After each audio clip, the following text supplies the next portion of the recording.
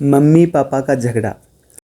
सुबह के 7:30 बजे जब रिया स्कूल के लिए तैयार हुई तो चुपके से ऊपर मम्मी के बेडरूम में गई। धीरे से डोर सरकाया, देखा तो सारा सामान बिखरा पड़ा था। नीचे ड्राइंग रूम में आई, पापा सोफे पर बेसुध सो रहे थे। अपने रूम में आकर उसने अपनी गुल्लक में से 50 रुपये निकाल कर पॉकेट में रख लिए। बैग उठाकर बस के लिए निकलने लगी तो सरोज आंटी बोली, रिया बेटा, आलू का पराठा बनाया है, खा लो। रिया ने मायूस नज़रों से सरोज आंटी को देखा तक नहीं और बोली, आंटी भूख नहीं है। सरोज ने ज़बरदस्ती टिफ़िन उसके बैग में डाला। रिया स्कूल के लिए निकल गई। सरोज सोचने लगी, बेचारी छोटी बच्ची साहब और मेम साहब के रोज़ के लड़ाई झगड़े से कितनी गुमसुम रहने लगी है। सरोज पिछले 10 सालों से नेहा व नरेश के यहाँ काम कर रही थी। दोनों मल्टीनेशनल कंपनी में ऊंचे पदों पर थे। रिया उनकी एकलौती बेटी थी। किसी भी चीज़ की कोई कमी नहीं थी, पर हर समय दोनों एक दूसरे से हमेशा लड़ते रहते थे।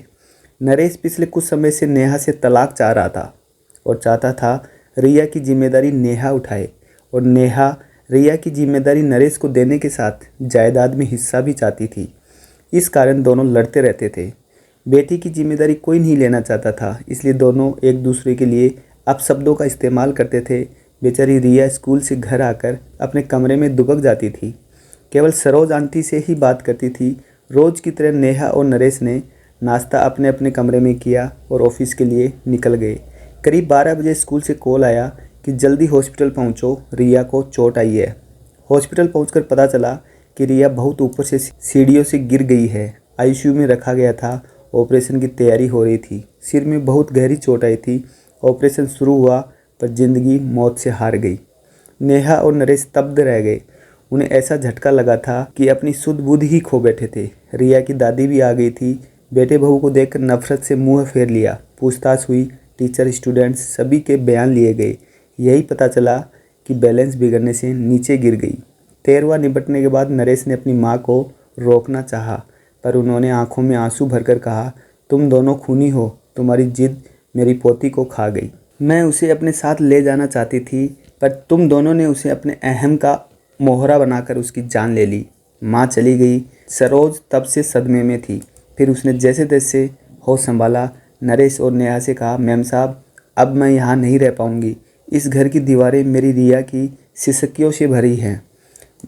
उसे मैंने कभी अपनी गोद में तो कभी छिप कर रोते हुए देखा है। कभी तो मेरा मन किया कि उसे लेकर भाग जाऊँ, पर मैं डरपोक थी, ऐसा नहीं कर सकी। अगर चली जाती तो शायद वो आज जिंदा होती। नरेश और नेहा के पास अब शायद कहने को कुछ नहीं था। जैसे जैसे दिन बीत रहे थे, उनकी लड़ाई झगड़ा एक अजीब सी बर्फ़ में तब्दील हो चुका था। उनकी सारी भावनाएं अंदर ही अंदर एक खामोशी अख्तियार कर चुकी थी। संडे का दिन था। बड़ी मुश्किल से नेहा ने रिया के रूम में जाने की हिम्मत जुटाई थी। महीनों दोनों उसके कमरे में कदम नहीं रखते थे। कैसे माँ बाप थे वो दोनों। उसका रूम, उसका बेड, तकिया, उसकी किताबें, उसकी पेंसिल, पेन, स्कूल बैग सब वैसे ही रखा था। अलमारी खोली तो उसके कपड़े नीचे गिर पड़े। उसका हल्का ब्लू नाइट सूट जिसे वह अक्सर पहना करती थी। नेहा रोते हुए अलमारी से सामान निकालने लगी। तभी उसके हाथ एक ब्लू कलर की डायरी लगी। उसने कांपते हाथों से उसे खोला। आगे के कुछ पेज फटे हुए थे। पेज दर पेज टूटे दिल की दास्तां छोटे छोटे टुकड़ों में दर्ज थी। हेलो मम्मी पापा, मैं आपको डियर नहीं लिखूंगी, क्योंकि डियर का मीनिंग प्यारा होता है। पापा, आप मम्मी को कहते हो कि तुम्हारी बेटी, और मम्मी आप पापा को कहते हो तुम्हारी बेटी। आप दोनों यह क्यों नहीं कहते हो हमारी बेटी। अगले पेज पर था, पता है जब मामा जी के घर जाती हूँ, मामा मामी मुझे बहुत प्यार करते हैं। मामी अन्नू को जब प्यार से मेरा बच्चा कहती है तो मुझे लगता है कि क्या मैं प्यारी बच्ची नहीं हूँ। मम्मा, मैं तो आपका सारा कहना मानती हूँ, फिर भी आपने मुझे कभी प्यारी बच्ची नहीं कहा। अगले पेज पर था, मम्मी जब मैं बुआ के घर जाती हूँ तो बुआ मुझे बहुत प्यार करती है, पर खाना नक्श की पसंद का बनाती है। मम्मा, मुझे भी राजमा बहुत पसंद है। मैंने कहा था कि आप बनाओ, पर आपने कहा मुझे मत तंग किया करो, जो खाना है सरोज आंटी को बोला करो।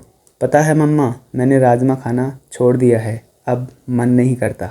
अगले पेज पर था, पापा मैं आपके साथ आइसक्रीम खाने जाना चाहती थी, पर आपने कहा आपके पास फालतू चीज़ों के लिए टाइम नहीं है। पापा, जब चिन्नू मासी और मौसा जी मुझे और विपुल को आइसक्रीम खाने ले जा सकते हैं तो फिर वो क्यों नहीं कहते कि ये सब फालतू चीज़ें हैं। पता है मम्मी, मैं अपने घर से दूर जाना चाहती हूँ, जहाँ मुझे यह न सुनाई दे कि रिया को मैं नहीं रखूँगी, जहाँ पापा के चिल्लाने की आवाज़ न सुनाई दे। पापा, अगर मैं बड़ी होती तो मैं आप दोनों को कभी परेशान नहीं करती, मैं खुद ही चली जाती। मैं तो आप दोनों से बहुत प्यार करती हूँ। पापा मम्मी, आप दोनों मुझे प्यार क्यों नहीं करते? एक पेज पर था, I love you Saroj aunty, मुझे प्यार करने के लिए, जब मुझे डर लगता था अपने पास सुलाने के लिए, मेरी हर बात सुनने के लिए। और अंतिम पेज पर था, दादी आई लव यू, आप मुझे यहाँ से ले जाओ, आई प्रॉमिस कभी तंग नहीं करूँगी। नेहा डायरी को सीने से लगाकर ज़ोर ज़ोर से रो पड़ी।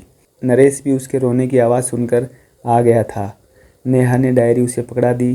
पेज दर पेज पलटते हुए उसके चेहरे के भाव बदलते जा रहे थे। वह खुद को संभाल नहीं पाया, ज़मीन पर बैठ गया। नेहा रोते हुए बोली, नरेश, पता है वो एक्सीडेंट नहीं, आत्महत्या थी, सुसाइड था। जिस रिश्ते को हम बोझ समझते थे, हमारी रिया ने उससे हमें आज़ाद कर दिया। नरेश, हम दोनों ने अपनी बच्ची का खून किया है। नरेश फूट फूट कर रो पड़ा। यह कहानी हर उस घर की है जहाँ माँ बाप अपने बच्चों के सामने लड़ते हैं, वहाँ घर टूट कर बिखरते हैं और उसका सबसे बड़ा खामियाजा बच्चे भरते हैं। अगर आप अच्छी परवरिश नहीं दे सकते तो आपको बच्चों को जन्म देने का कोई अधिकार नहीं है। अच्छी परवरिश रुपए, पैसे, सुख सुविधाओं से नहीं होती। इसका मतलब यह है कि आप बच्चे की ज़रूरत के समय उसके कितने करीब हैं। छोटी सी कहानी ने अगर आपके दिल को छुआ है तो इसे लाइक करें और अपने दोस्तों के पास शेयर ज़रूर करें।